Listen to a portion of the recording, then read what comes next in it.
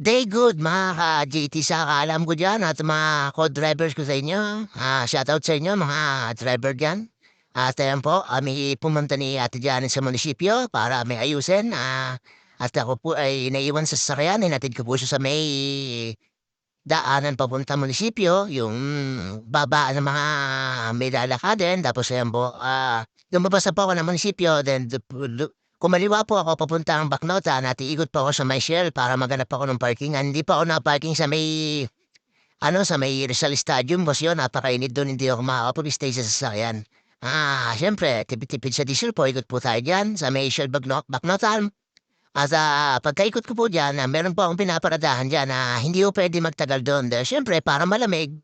At pag-aantay nyo, hindi kayo mainitan. Siyempre, napakainit po sa sasakyan. Yun po yung ginagawa ko.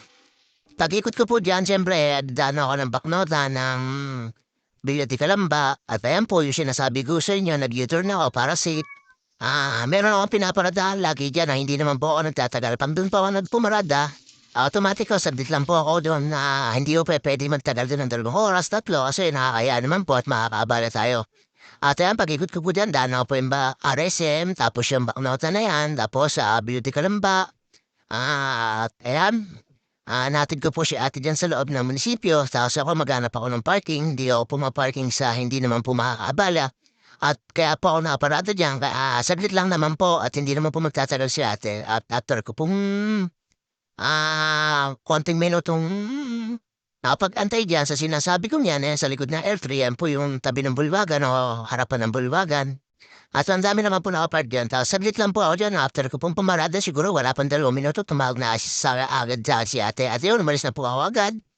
At hindi naman po pwede diyan tumagal ng mga 2 oras, nakakaabala na po tayo diyan. Siguro mga saglit lang po pwede diyan. 5 to 10 minutes, hindi naman na nakakaabala diyan. Huwag lang na lang po kayo kikit na at baka kayo mabangga ng mga nadaan dyan. At ayan po yung City Hall. After ko pong magantay, kinang ko na po si Ate Janet. At after po namin dyan, siyempre may pinuntahan po si Ate at tinatid ko doon sa pupunta niya. Shoutout sa mga nagpapa-shoutout. At ayan, si Ate Janet ay nag-aantay na sa akin niya sa labas. At after ko po masundo siya dyan, gumora na kami pauwi at meron pa daw siyang pupuntahan. At doon ko siya hinatid sa pinuntahan niya. At siyempre, mga ka-JT sa kalam, babus!